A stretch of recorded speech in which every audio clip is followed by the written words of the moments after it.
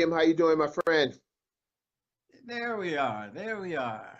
Good. Listen, I'm sorry for the technical difficulties, but that's happens from time to time.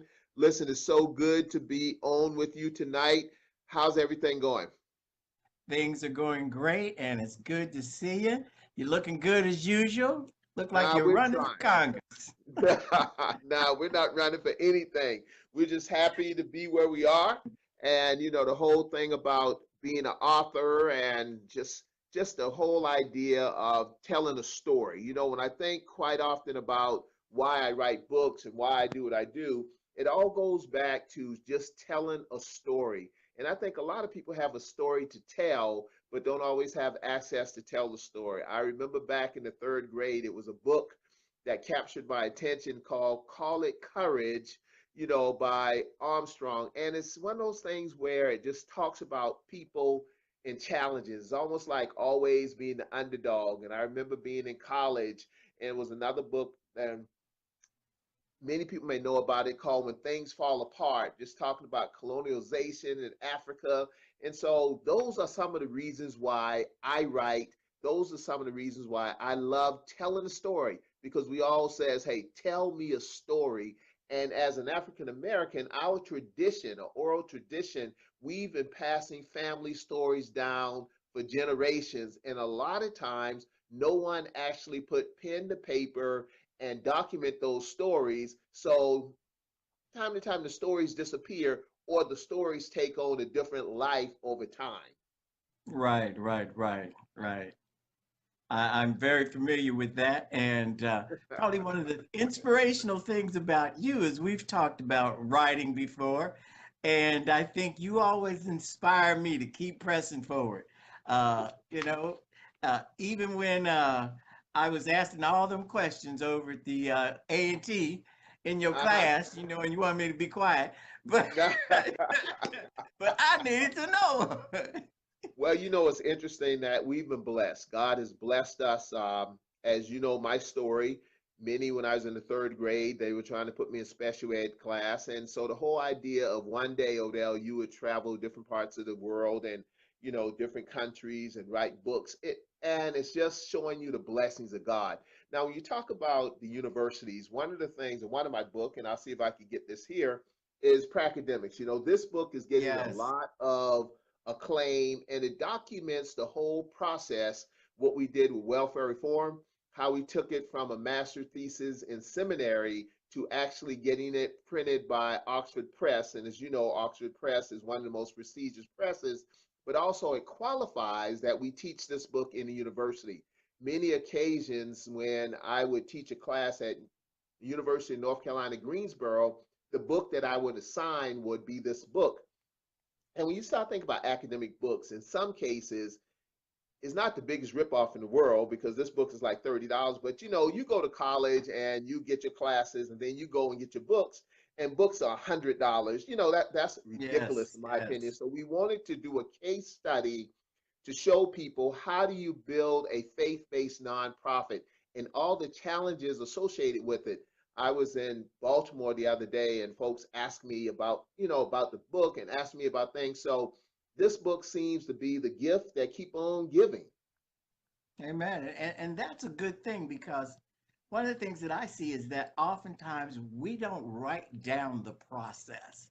Yeah. We talk about, I started, uh, across the tracks in the dirt, and the next day I was on top of the mountain, But that process in between is so important, to let people know these are the steps you have to take, and don't give up in the middle because you haven't reached the top in 3 months.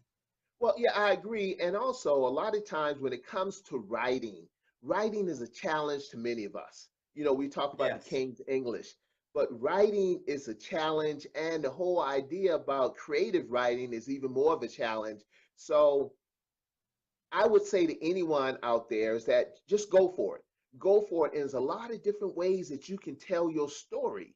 So if you go from writing as a concept to another concept calling telling my story, how do I tell my story? And they have all kind of tools out there like Dragon Speaks and other things, and just find you a good editor. somebody who's going to do constructive criticism on your work, because we all know when it comes to writing, less is more. Let me say that again. We all Yes. know when it comes to writing, less is more. And you find you a good editor, you could self-publish, or you could find somebody who could publish for you. It just makes all the difference in the world, because I believe that telling one story will outlive the individuals. You know, in a lot of cases, we have documentaries that we've done, and I did a couple of them for a couple reasons. One that I did for my family, because again, coming from the background I came from, if you don't tell the story, then the story will be lost. And I'll share a little one with you. This documentary called Come Walk With Me, and of course is self-explanatory. Come Walk With Me tells the story on how we grew up, how my mother struggled, how all the things happened to the family, but the faith is what kept us.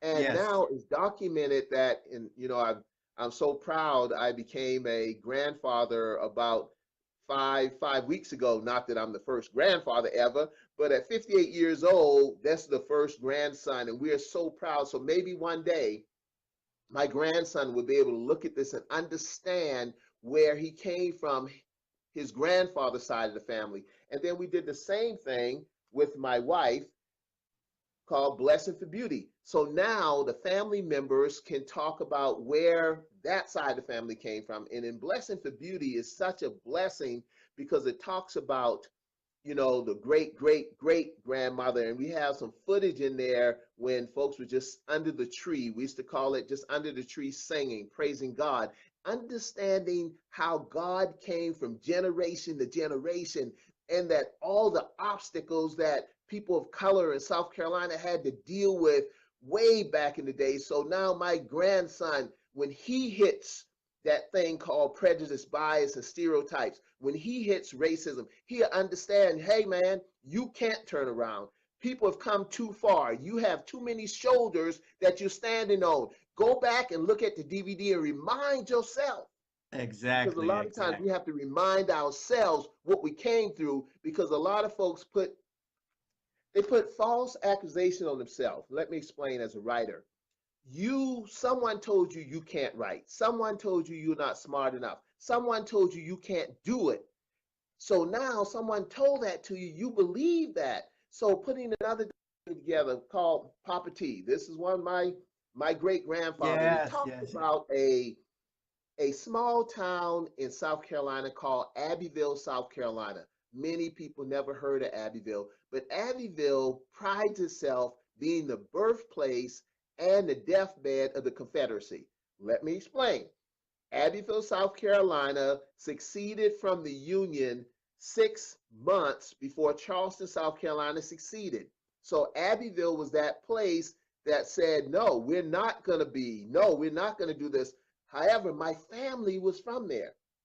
So how do you say that you have a family member in just right there in the cradle of the Klan, in the cradle of we're going to succeed from the Union, in the cradle of no, we're going to have slavery forever. And then later on, when the Civil War was ending, Abbeville is where the president came and said, listen, we lost it. So that's why they said they're the birthplace where it all started, Secession Hill, and they're proud of their history. Anyone could Google Abbeville, South Carolina. You'll see what I'm talking about. But how do you move forward? And the question that I talk about in here with my grandfather and his mother and his grandmother is, why did they stay? In those days, if you were Yeah. prominent, back to telling the story, if you were prominent in the community doing Reconstruction and you were doing well, they hung a man, the most powerful Yes. man in the county, to let him know that, hey, all you black folks better stay in line, because the history says that they hung him and then they dragged him through the black part of the community after shooting him over 200 times. Now, Minister Turner, it doesn't take 200 bullets to kill somebody, Exactly. but how do you tell that story? And then the point is, why did my family stay? Once this occurred, the most powerful black man in Abbeville County, half the black population left and some stayed. So we asked the question, why did my family stay? Why didn't they go to Chicago with a lot of people? And when we document our history, then we could take it to a certain point, and maybe my grandson or maybe his son or daughter may pick up the history and move it forward. And we share these things during family Yes, reunion and all yes. those type of stuff. So those are the things that I write for. I tell a story because the story will live long after I'm dead and gone. One of the things that I'm working on now is a new book that's coming out, and this is my baby, so it's taking a while. It's called The Common Ground of Race, Religion, and Politics. And this is the mock cover that I did, Yes, and it's of a yes, yes. stained glass window because the complications, and you can see in this stained glass window is like a Venn diagram where a lot of Yes. things come together. So our issues, our thoughts, our learned behavior when it comes to race, how does that work out? When it comes to religion, when it comes to politics, and those common as people of color, how do we get to all be Democrats to a certain degree? How do we get, the one time we were all Republicans, how do we get to all these things, and how does we allow these three to come together when you have to come and make your own decisions? So this is a very riveting book.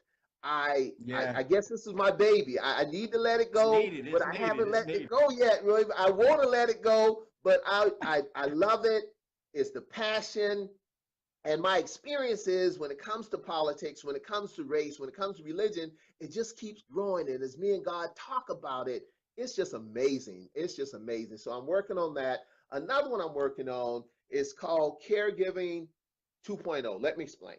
Usually, when you Okay. hear caregiving, and many of us, I'm included, we are caring for a loved one. If we're not caring for that loved one now, one day we will be caring for a loved one. Yes. And when you get caught as a sandwich generation where maybe you have children you're helping out, but also you have a parent that you're helping. So many people are concerned about the caregiver.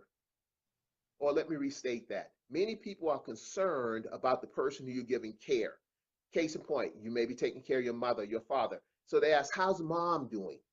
Okay. Yes. How's dad doing? But how often do people ask the question, well, how you doing?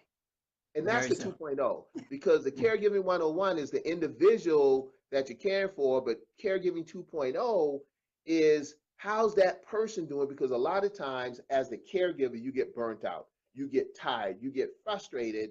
And in this book, it talks about how do we make a difference? How do we care for ourselves? So I'm excited about that one. That one's due to come out probably around December-ish, talking to some people, so Okay. that looking good. But again, putting that in front of my baby, the common ground of race, religion, and politics, but I'm just not really ready to let race, religion, and politics go yet because me and God still talking about some things in Mhm. there, just talking about some things. So that's my passion around writing. I love it. I love telling the story. I love the feedback that we get. And some of the feedback is not always friendly feedback, but if you're going to be in this arena, you have to have tough skin. Tough skin. Now, you know how we both worked on that board for the Caregiver Connect. Yes, sir. And we really And appreciate everything you did, your leadership there. And the thing that I looked at, as you're saying, about the caregiver, and I'm really, when I see the organization thriving, when I see them having meetings, it's just a really, it warms your heart. And even though I'm now a caregiver, and I realize I need to take advantage of that, but yet I'm not. And but it is so needed. And part of it is there's a stigma in that we should be doing this ourselves and we should not feel anything about it. But when you got all your siblings and there's only one of them saying, I'm not letting mom go to the hospital, I'm not letting dad go to the hospital, we're not throwing them away. I'm going to sit up here. And what I find is that the person, knowing that you care about them, knowing that you're committed to them, uh, they don't fall usually into the mental lapse of dementia and Alzheimer's. Their body might not continue to work because of the age, but their mind usually stays sharp.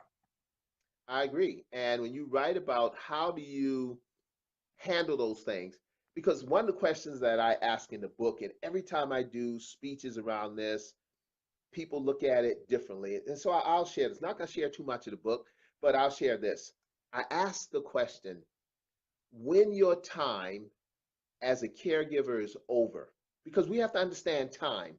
It's Yes. a time in the fact that it's an appointed time. If you're not a caregiver now, either you're going to be a caregiver or someone's going to take care of you. Hear So you. that's an appointed time. The other aspects of time is the duration of time. How long, Lord? How long will I be a caregiver? How long will someone care for me? And the third part is this, and I'll be very careful here. When your time as a caregiver is over, will you be when your time as a caregiver is over, will you feel guilty or relieved? And will you feel guilty that you feel relieved? Let me say that again, because Yes. it's real. I talk to It's real. people who It's are real. caregiver now, and those are things that we're writing. Those are things we're talking about, and in all the presentations that we do in the workshops, this is the question that just stops people cold. Again, time, an appointed time. You will, to your point, it's usually one person in the family who gets not stuck, but caught up with this. So when your time as a caregiver is over, because it's an appointed time, a duration of time, and sooner or later, we all have been to enough funerals, and I'm not trying to bury anyone, but let's be real now, because this my book is about real. When your time as a caregiver is over, will you feel guilty or relieved? And then will you feel guilty that you feel relieved? Yes. Yes. Yes. That, And and that's we a talk big about thing. that. And we allow Yeah. people to express those feelings because it's emotional. It's emotional. And people give me all kind of answers when I ask that question. Some says, I feel neither. I feel both. Been through it. I was over about a month ago. Me and the wife took just a getaway, and we went over to France. We went to Paris, and we did all that. But one of the experiences, we were with Viking Cruise Line. Viking Cruise Line, we spent 4 or 5 days in Paris, did some up and down, all different countrysides of France, all that kind of good stuff. But we got a chance to speak and meet people from all over the world who we didn't know. And the majority of folks were older than us, and many would say, well, we were caregivers. Such and such a person, my husband, mama, we Yes. cared for her for years, and then she passed, so now we're getting away. And we hear all these stories. And whether the folks were from England, where the folks are from Africa, wherever they're from, family is family. And elderly Yes. family needs care. Now, different cultures deal with it differently, but it's the same thing. When our time, sir, as a caregiver is over, will we feel guilty or relieved? And if we feel relieved, will we feel guilty that we are relieved? And Relieved. then Yeah. the question, inevitable, when your time for someone to care for you, what's going to happen? Because we would say, Yeah. And sometimes you we're not wonder, going in the nursing will there be home. somebody to care for you? Exactly. But Yes. it's not always the case. It's not always the case. I celebrated last week my wife's grandmother who raised her 98th birthday. And God has blessed her. She's getting around better than half the people in the room. However, when do we talk about it? One of the chapters in my book is how does the caregiver feel about church? And let me explain that. How does the caregiver feel that the church is taking care of them? Mama been in church her whole life. She gave her tithes, she gave her offerings. She was there every time the door opened. Now she's sick. Now she has dementia. Now she has um, Alzheimer's, all this kind of stuff. And now you're taking care. You just say you're the daughter. You're taking care of grandmama. You're taking care of your mama. But in your mind, the church is not doing what the church is supposed to do. So we talk about that. We talk Yeah. about blended families. How do you handle blended families? Okay, dad got a divorce. Now dad has another family. You part of the first family. Dad got sick. What's going on? Now people like, okay, I need you to take care of your dad. You know, we talk about the epic struggle. That's a whole nother chapter on how do you take those car keys away? How do you, who tells mom and dad Yes. you can't drive now? Because what you're really taking away from them is their independence. So we Yes. talk about how to do that, what that looks like. And it's just, man, it is amazing. And again, I fall in love with my books. I just love it. I love it. Yes. And, you know, sometimes I feel I'm writing to myself. So Hmm. as a author, you just have to love what you do. And if someone like me, who many said being special ed, can't do this, you can't do that, if I could do it, anybody out here can do it. But you have to be willing to fail. You have to not be afraid to fail because we all Yes. won't get it right the first time. Now, you're an author, so let me ask you a question. I know this is an interview you to me, but how do you feel about your success and how do you feel about the love of writing? I love it. I love it tremendously. And I love helping other people because Uh-huh. I have gone through the ripoffs. I have gone through I promise I'm going to get it back to you in time for this. And I have even gone through the big companies that says, come in and do your book signing here and bring your Wow. books with you. And then they Wow. won't let you sell your books, because they want to sell theirs first, Wow. and then they send them back to the printer, and then you have to pay for them sending them back, as well as reimburse the printer the money that it costs to send them out. And and it's cheaper to get them destroyed at $2 a book than it is to get them back. So all these little hurdles and things that they try to get you in, and they want to put you in this publisher's magazine. I love not letting people trip over that mess. But at the same time, I'm like you. I love what I write about. I write about marriage, and I was thankful to you that in the book Divorce Prevention Guide, your information is still in there. They don't know it's you, but it's in there, of the successful marriages, and how when you do that research and you look at yourself and you look at what you come through, what you can share on the back end, that somebody can say, hey, I don't have to walk through this blindly. I can come in and get somebody's years of knowledge and put it in my backpack if I can't use all of it, and put some of it in my brain and say, okay, hey, this is happening. That sounds familiar. Look in my backpack. There it is. And then you won't be stumbling in the dark, because a lot of times we're trying to do things trial and error, and trial and Right. error can be very painful. You know, it's interesting. I forgot all about that piece that you were doing on marriages because, you know, as many know, I'm just crazy in love with my wife, nose wide open.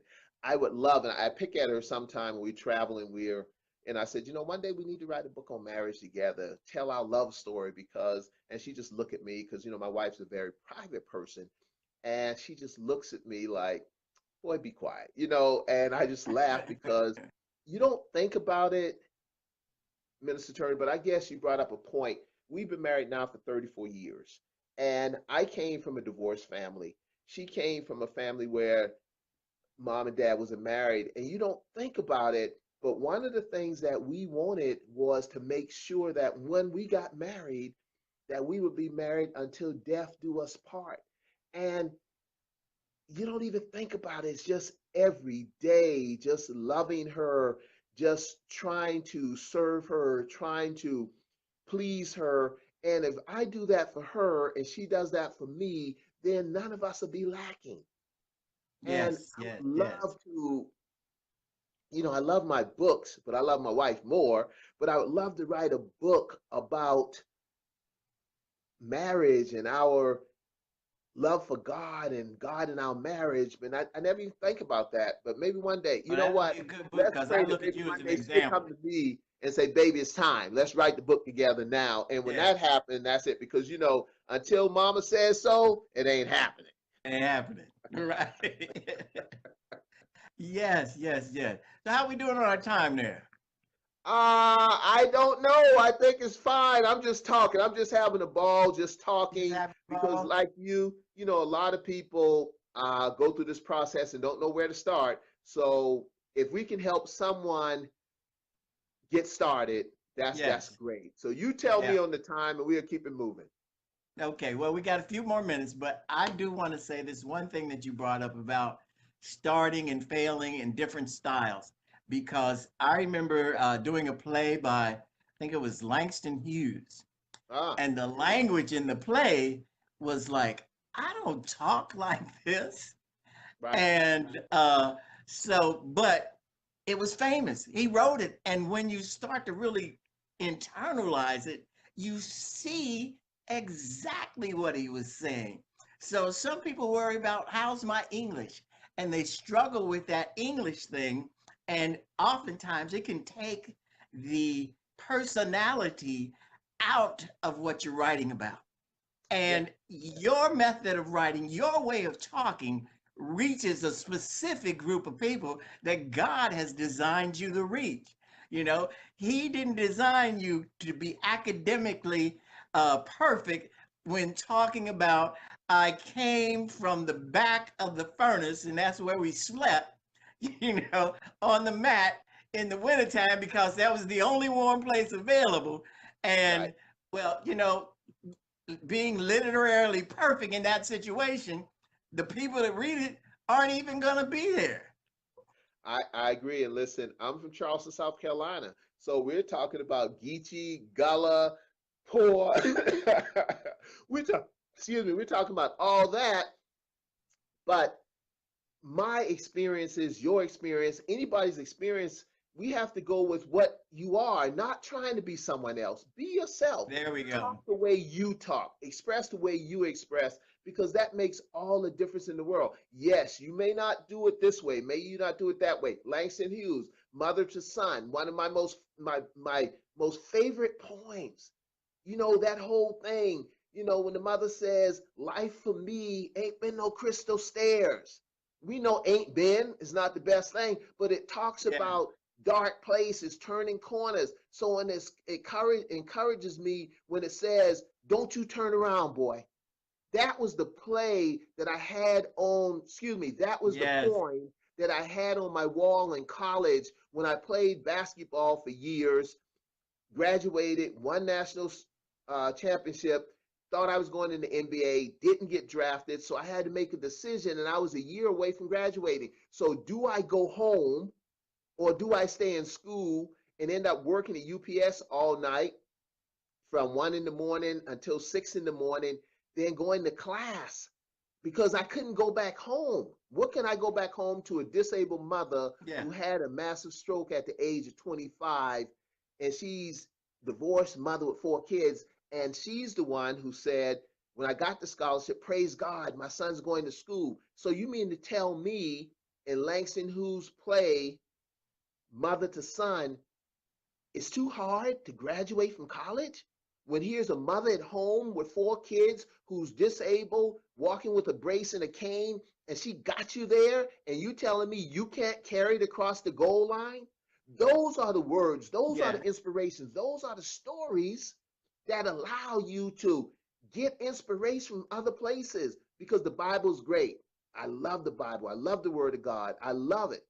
However, there are other places that give you inspiration, those family stories. So Right. someone may be out there with the story of their life, with the story of their experience that can help so many other people.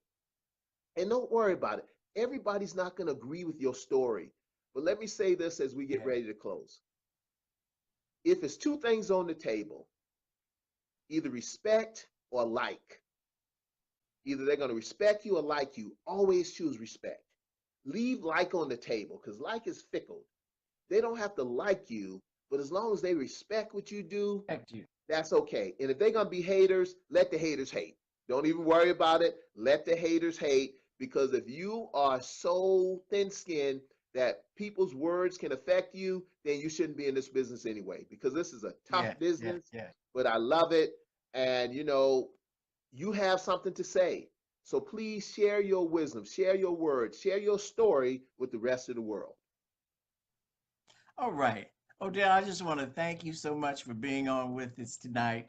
And just, you're such a blessing. And I'd like you to come back maybe next year when we do the interviews again. But I'd like you to talk about how do you turn your book to be profitable in other areas? You Oh know, yeah, like you yeah, yeah. speak, you speak in that kind of thing, and other people see, okay, I got a book, and if I sell 200 of them, that's not going to make me rich. But if I got a book and I use it as leverage for other things, that might put some more money in my pocket, then as well as set me up as an expert in this area where people are seeking you for consultation and advice and other things like that, that brings in other dollars. I would So love to a do lot it. of I'd love to do it, but learning how to monetize one's book or one's experience or one's knowledge or one intellectual capacity. I love doing that kind of stuff. That's what I do. So listen, I would love to come on again and help folks because when you help enough people get what they want, believe me, you'll get what you want. exactly, exactly. Well, I want to thank everybody for listening tonight. My name is Minister William Edward Turner. I'm an author, speaker, and I am the creator of In 60 Days Published Author Academy Boot Camp. And I know that in 60 days, you can change your life and change someone's life permanently. I just thank you for being here tonight and our guest, Pastor Odell Cleveland. You have a wonderful and great day, and I'll talk to you later. Bye bye. Thank you. Bye bye. Thank you.